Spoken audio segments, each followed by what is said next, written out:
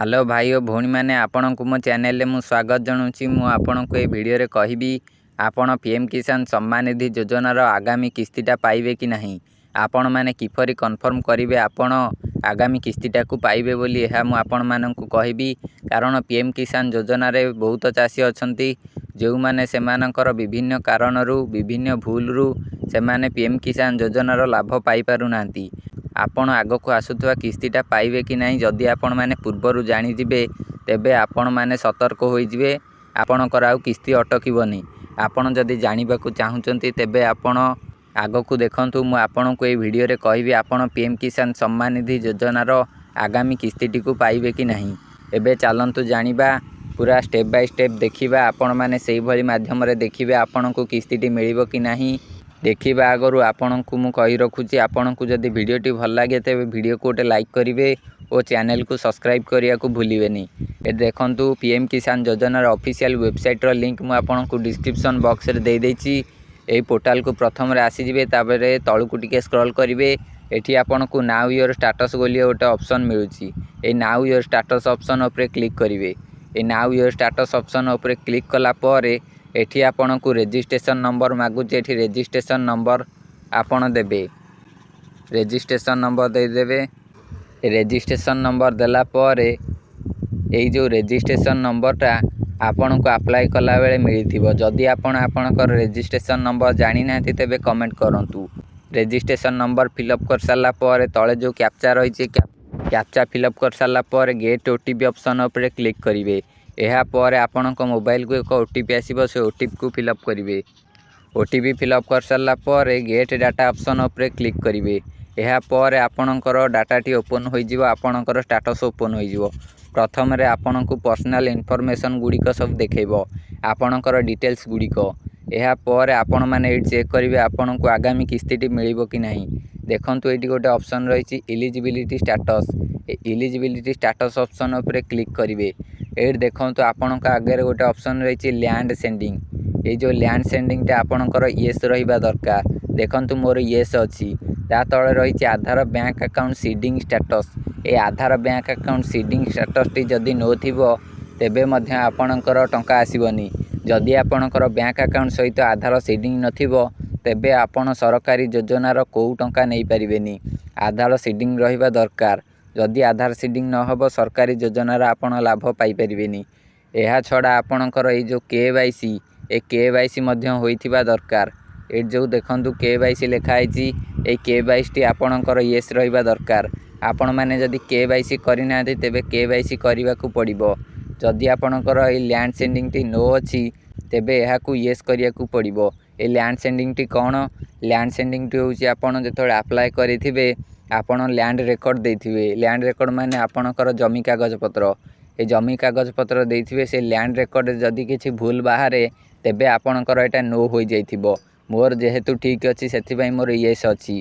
ओ आधार सहित bank account seeding एटा आपण आपणकर बैंक जाई करि परिबे। आपणकर आधार सहित यदि बैंक अकाउंट सीडिंग नथिबो तेबे आपण योजनार टंका नै परिबे नाही। एथि पई आपण बैंक जाई एहा को ठीक करि नै परिबे। आधार सहित बैंक अकाउंट सीडिंग अछि कि नहीं किपरि चेक करिवे जदि जानिबाकु चाहुचंती तेबे डिस्क्रिप्शन बॉक्स रे एहार लिंक रहिछि, से वीडियोटी को देखंतु। केवाईसी मध्य आपणकर होइथिबा दरकार। आपण एठी आसी चेक कर नै परिबे आपणकर केवाईसी होइछि कि नहीं। जदि होई नथिबो तेबे एही पोर्टल माध्यम रे आपण केवाईसी करि परिबे। ए सब सरिला। एहा पर चलंतु आउ गोटे जिंस जानिबा। आउ गोटे कारणरू मध्य पीएम किसान योजनार टंका आसी न थाए। ए सब गुड़िक देखि सारिया पर आपण तळु को स्क्रॉल करिवे। देखंतु तळु को स्क्रॉल कला परे एफएटीओ प्रोसीड बोली गोटे ऑप्शन रहिछि। ए देखंतु एफएटीओ प्रोसीड, ए जो ऑप्शन टी एटा आपणकर येस रहिबा दरकार। जदि आपणकर येस नथिबो तेबे आपण पीएम किसान योजनार टंका नै परिबे। एफएटीओ रो फुल फॉर्म होछि fund transfer order. Fund transfer order, टंका पठेया को ऑर्डर मिलिबा दरकार।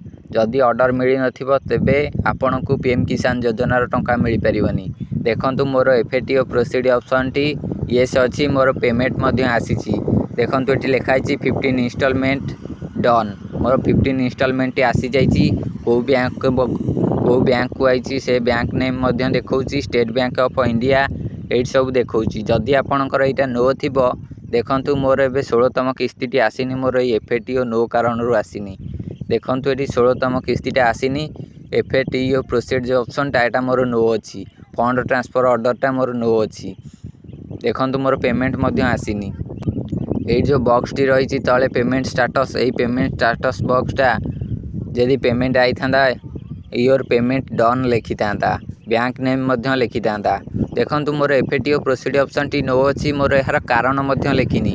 कारण कौन आपणकर एफएटीओ प्रोसीड नो होबार कारण मध्य लिखिथाए।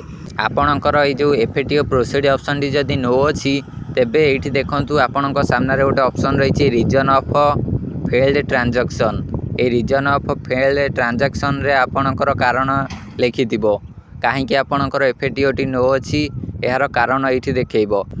से जो कारण लिखाई थिबो से कारण टी को जानिला पर आपण सेटा ठीक कर देले आपणकर एफएटीओ प्रोसीड ऑप्शन टी नो होई जिवो। ई केवाईसी कारणरू मध्य एफएटीओ प्रोसीड ऑप्शन टी नो रही थाए। एई ऊपर आपण मानकु जोरा सब मु देखैली एई सब गुडी को एई सब एई तीनोटी मध्यरु जदि कोउटा आपणकर नो थिबो तेबे आपणकर एफएटीओ प्रोसीड ऑप्शन टी नो थिबो ओ एई बॉक्स रे मध्य से कारणटी लिखिथिबो। ई केवाईसी कारणरू कि आधार सीडिंग कारणरू कि अन्य कोनोसी कारणरू एठी लिखिथिबो। आपण मानकु एहा चेक करिवार अछि। जदि आपणकर मोरी भलिया किछि कारण लेखु नै reason of failed transaction box टी खाली अछि तेबे आपण माने टेंशन नियंतुनी। मोर एफएटीओ प्रोसीड ऑप्शन टी यस हेले मोर पीएम किसान योजना रो टंका आसी जिवो। फंड ट्रांसफर ऑर्डर जेतेबेले मिलिबो टंका आसी जिवो। मोर कारण किछि कारण नाही खालीटारे मोर नो होई रहिछि। जेतेबेले ऑर्डर मिलि जिवो ऑर्डर पास होबो सेतेबेले पीएम किसान योजना रो टंका आसी जिवो। आपणकर जदि एई भली रहिछि तेबे आपण टेंशन नियंतुनी। जदि आपणकर ए रीजन बॉक्स रे किछि लिखिछि ताहाले आपण से प्रॉब्लम जोटा रहिछि से प्रॉब्लम टी को सॉल्व करंतु द्वारा आपण पीएम किसान योजना रो आगामी किस्ती रो वंचित हेबेनी। आपणको ऊपर जोरा सब कहली ए सब गुडी को मध्य आपणकर ठीक रहिबा दरकार। ए जो लैंड सेंडिंग आधार बैंक अकाउंट सेंडिंग स्टेटस और ई केवाईसी ए तीनोटी आपणकर जदि नो थिबो तेबे आपण पीएम किसान योजना रो आगामी किस्ती पाइबेनी। ए तीनोटी जाक आपणकर ठीक रहिबा दरकार। गोटिए कोउटा जदि नो रहिबो तेबे आपणकु मिलिबनी टंका। जदि आपण आधार सहित बैंक अकाउंट 2-3 दिन हबो सीडिंग करिसंती तथापि आपणकर ए पर्यंत एठी नो देखौची तेबे आपण माने कोन करिवे। देखंतु एहार सॉल्यूशन मध्य एठी देई दिया जाईची। देखंतु एठी लिखाइछि if you have linked your Aadhaar number to your bank account recently. आपण आपणकर आधार सहित बैंक अकाउंट रु रिसेंटली लिंक करिसंती कि please wait for 15 days for it your appear on the portal. आपण 15 दिन पर्यंत अपेक्षा करंतु ए पोर्टल अपडेट होबा पई। आपण जदि रिसेंटली लिंक करिसंती बैंक अकाउंट सहित आधार सीडिंग करिसंती तेबे आपण माने 15 दिन पर्यंत अपेक्षा करंतु। 15 दिन भितरे आपणकर नोटा येस शो करिवो कारण 15 दिन भितरे पोर्टल टी अपडेट होबो। आपणकु पोर्टल अपडेट हैला परे नोटा येस शो होबो। आपणकर आ पीएम किसान योजना रे टंका आसीबारे कोनोसी असुविधा हबोनी। आपणकु जहा जहा कहली आपणकु से सब ऊपर ध्यान देबाकू पड़िबो। प्रथम केवाईसी आधार बैंक अकाउंट सीडिंग और लैंड सेंडिंग ए तीनोटी ऊपर ध्यान दियंतु।